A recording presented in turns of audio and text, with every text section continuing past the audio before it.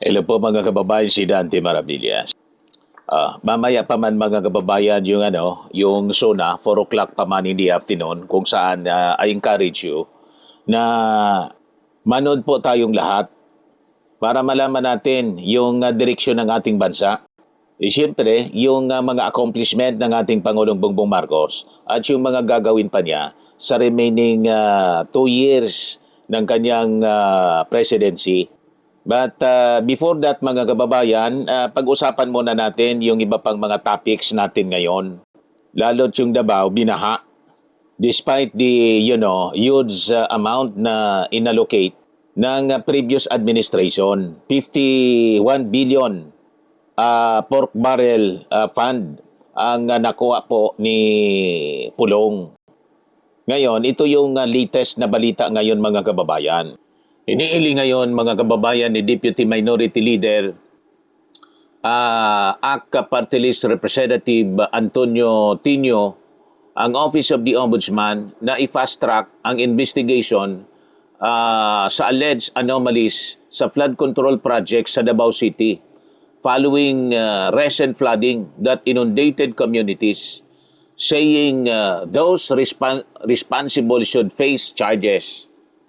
So yan mga kababayan yung balita ngayon dito sa Manila Times. So napapanood po ito mga kababayan. And I think sa zona ng ating Pangulo, baka parte ito sa, mababanggit yung progress ng flood control investigation mga kababayan. Kasi di ba last year, yung mahiya naman kayo. Si Amy Marcos may parinig na naman po. Napakaiksi lang na video yung binitawan niya ngayon. Ito, may ginawang video mga kababayan si Amy Marcos. Ang SONA ay State of the Nation na sa tingin ko naman, alam na lang lahat ang estado ng ating bansa. Ang tanong ngayon, sa SONA ay, ano na? Ang SONA ay May gano'n na naman mga kababayan si Amy Marcos. Tingnan natin kung mag-attend siya mamaya sa zona ni President Bongbong Marcos. Pero si Sara, alam na natin, hindi siya mag-attend kasi nasa bakasyon grande sa Europe. Pero naka-reserve yung kanyang garahe, yung parking space mga kababayan ng Vice Presidente para sa zona. Ayan naka-reserve mga kababayan. Sabi diyan sa report ng GMA News, look, a parking space has been designated for Vice President Sara Duterte at the Batasang Pambansa Complex today, July 27, hours before the 5th zona of President Bongbong Marcos Jr. May naka-reserve sa kanya para hindi niya isipin na hindi siya imbitado. Imbitado pa rin mga kababayan si Sara. At huwag siyang gagawa-gawa ng kwento na hindi siya imbitado. Ngayon, balikan natin yung issue sa flood control. Kasi ito yung sabi ni Tino, at least yung sa Davao, gusto niyang paimbestigahan na i-fast track na ng ombudsman. Kaya lang, mga kababayan, si dating Speaker Martin Romualdez, yun ang problema. Ginawang scapegoat sa issue mga kababayan ng flood control scandal. So, ang paggawa mga kababayan na scapegoat o target kay dating Speaker Martin Romualdez dito po sa flood control scandal ay isang maruming pampulitikang murumuro upang ilihis ang galit ng publiko, pagtakpan ang mga totoong may sala, mga kababayan, na direktang nagkinabang at protektahan ang dekadang sistema ng korupsyon mga kababayan sa DPWH. So ito pong dekada ng korupsyon sa Department of Public Works and Highways, dekada na po ito, mga kababayan, dekadang sistema.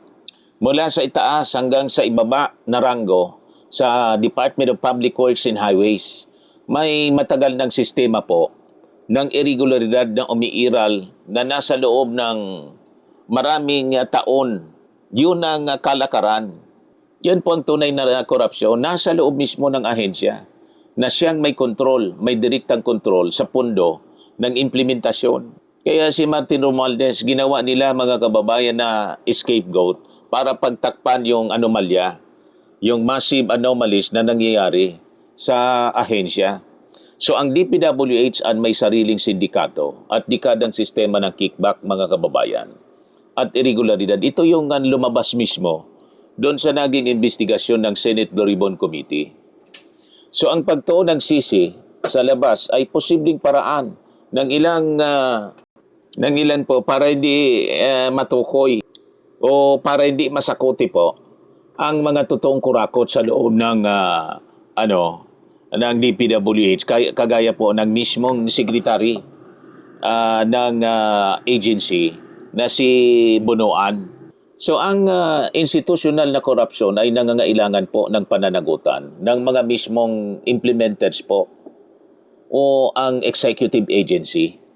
Sa ilalim po mga kababayan ng command responsibility, maling-mali na gawing state witness si dating DPWH Secretary Manny Bunuan para lamang po idiin yung ibang tao. May legal contradiction po mga kababayan dito. Ayon sa Rule 119 kasi, Section 17 ng revised Rules of Criminal Procedure, ang isang state witness po, hindi dapat na lumalabas na yung pinakang may kasalanan. Dapat po, not appear to be the most guilty. Yan ang requirement po. So bilang dating pinuno ng DPWH na siyang pumipirma, nag-aproba po at nagpapatupad ng mga proyekto, itong si dating DPWH Secretary Bunuan ang may pinakang mataas na pananagutan na hindi basta po pwedeng burahin para sa layunin pong pampolitika. So dito po tayo sa kasinungalingan ng script ng tinatawag na 18 mga maleta boys. So ang pagbato po mga kababayan ng mga akusasyon gamit ang mga sadyang tinuruang saksi ay walang legal na hearing, na bearing at isang malinaw na panluloko po sa publiko upang mag-ingay sa mainstream media at saka sa social media. So ang kwento po ng mga nagpakilalang 18 mga maleta boys o mga bodyguards na nag-atid umano ng bilyon-bilyon na cash gamit ang mga maleta ay parang eksena lang sa pelikula. Sa mga aktual na cross-examination mga kababayan, lumalabas na gawa-gawa lang. Pabago-bago kasi po at walang maipakitang kahit isang resibo o konkretong prueba ang mga ito laban kay Martin Romualdez. Kaya nga po naharap po sila sa patong-patong na mga kasong kriminal tulad po ng grave oral defamation at perjury dahil sa kanilang mga pagsisinungaling. Sa ilalim kasi mga kababayan ng batas sa ebidensya, yung rules of court, ang testimonya po ng testigo ay dapat maging makwenta, kapanipaniwala at may sapat na personal na kaalaman o personal knowledge. So ang mga pahayag na nakabase lang sa hearsay o kwentong barbero, automatiko po siyang binabasura ng korte dahil labag ito sa due process. Hindi sila dapat ginagamit na mga testigo, mga witnesses, mga kababayan. Ngayon, doon tayo sa opisyal na mismong ikinanta ni dating DPWH Undersecretary Roberto Bernardo. Nang magsalaysay po si under oath, si dating DPWH Undersecretary Roberto Bernardo, dinitali niya ang mga pangalan ng mga opisyal na may direktang transaksyon at nakakuha po ng cut o porsyento sa flood control projects. Sa kanyang opisyal na affidavit mga kababayan sa Senate Blue Ribbon Committee, dinawit po ni Yusek Bernardo ang mga sumusunod na pangalan. Mga senador tulad po ni Chis Escudero, na ayon sa testimonya nakakuha ito ng 20% na cut o 160 million. Si Jinggoy naman po at saka si Bong Revilla daw, 125 million yung cash delivery sa kanila. Si Nancy Binay, 37 million. At saka si Mark Villar. Ngayon, yung iba pang mamabatas at opisyal, si dating ako Bicol Party List Representative Saldico, na ayon sa pag-amin ay nagbigay ng 130 million na balato. Dating Secretary Manny Bunuan at saka si Cathy Cabral, yung namatay po na Yusek. So ano po yung katotohanan sa kwentong ito? Sa kabila po ng napaka habang listahan na ito, walang kahit isang beses na binanggit, idinawit o sinama ang pangalan po ni Martin Romualdez. So ayon mismo mga kababayan sa ulat ng Philippine Center for Investigative Journalism o ng PCIJ, bagamat may 43 na mga individuals mga kababayan, ang iniimbestigahan ng Ombudsman, marami sa mga politikong ikinanta ni Bernardo ang malaya pa rin at hindi pa formal na nakasuhan ng plunder sa korte. So ito ay isang talamak na selective justice at paglabag sa Equal Protection Clause ng ating konstitusyon.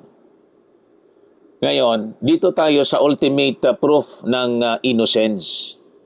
Kung talagang may matibay mga kababayan at lehitimong ebidensya laban kay dating Speaker Martin Romualdez, matagal na sana itong naisampa at nagamit sa korte ng kanyang mga kalaban po sa politika. So ang pananatili mga kababayan ng kanyang pangalan na malinis at walang kaso sa korte ay ang pinakang malaking patunay na walang katotohanan ang mga ibinabato po sa kanya. So ang lahat ng mga narinig natin sa ngayon ay purong propaganda at saka yung tinatawag na trial by publicity lamang mga kababayan. Ang prinsipyo ng presumption of innocence ay protektado ng ating saligang batas. So upang makapagsampa ng kaso ng plunder o paglabag sa Anti-Graft and Corrupt Practices Act, kinakailangan po ang ebidensyang papasa sa antas ng proof beyond reasonable doubt. So, dahil po walang probable cause o anumang dokumentong mag-uugnay sa kanya, ang mga akusasyon ay walang legal na saysay mga kababayan. So, kahit anong pilit na pag-imbento mga kababayan ng script at pag-scapegoat kay dating Speaker Martin Romualdez, hindi kayang takpan mga kababayan ng mga propaganda. Ang opisyal na listahan at testimony ni dating Yusek DPWH Undersecretary Roberto Bernardo, kung saan malinaw po na wala ang pangalan ni SMR. So isa po itong patunay ng isyung ito ay ginagamit lamang upang iligtas ang mga totoong kurakot sa dambuhalang flood control scandal. So mamaya abangan natin kung parte pa ito sa mababanggit ng ating Pangulong Bongbong Marcos as part of the continuation. Siyempre, kailangan niyang i-report yung continuation ng mahiya naman kayo. So, siyempre, inaasahan yan ng ating mga mamamayang Filipino. Sa mga naghanap ng malinis and spacious fitness gym, pumunta lang po kayo sa aming Colossal Fitness Gym. We also offer Grab Car Rental with our brand new 2023 model ng Toyota Innova. We also accept booking for those who are planning to travel via PAL, Cebu Pacific, and other airline companies, local and international, and bills payment for Meralco Bills, PLDT, Aleco Bills, etc. Ang Colossal Fitness Gym is located at 3rd floor Security Bank Building, Lanco Business Park, Legazpi City, Albay. For inquiries, look for Gilon Maravillas, contact number 0966-802-0949. Yan yung aming Innova. Lagi na pong matao sa amin. Pati mga foreigners po, tingnan ninyo, mga British tourists sila. Ang lalaki ng katawan mga kababayan, nag-gym sa amin. Ito naman po, Indian National. Ito mga mga European sila. Ito naman yung bago naming product na binibenta online, iGlow Serum. Whitening po siya galing sa South Korea. Tingnan ninyo yung epekto sa ating anak na architect entrepreneur, Riz Maravillas. For inquiries, look for Riz Maravillas on FB. Ito naman po, Fairmax Firming and Lifting Cream, pinapahid sa mga pulses in other affected area. Mainam po ito sa mga pains at paninigas na mga kasukasuan. Ito po, Automax Radiant Serum. Sa mukha naman yung application, anti-aging po siya. You will look 10 years younger than your age. Ito naman po yung bagong product naming binibenta online. I am worldwide amazing pure organic barley powdered drink mix from Australia. Mainam po ito sa mga cancer patients tulad nito po ni Yuli Tan, isang ovarian cancer survivor. Sabi niya, barley did not just save my life, it gave me a new life. In 2019, Julie faced the fight of her life. Through surgery and harsh chemotherapy, I am worldwide amazing pure organic barley became her source of strength. It boosted her immune system when she needed it most and gave her the energy to keep going. 100% organic siya po, immune system boosted, trusted by survivors. For your inquiries and orders, dumiretso na lang kayo sa aking anak na architect entrepreneur, Riz Maravillas. Sa mga mahilig naman po sa mga imported bags and wallets, dumiretso na lang kayo kay Ma'am Eileen Rosales. Nakabase siya po sa Amerika. Yan yung kanyang live streaming, mga kababayan, every Sunday, 7 o'clock in the evening, Philippine time.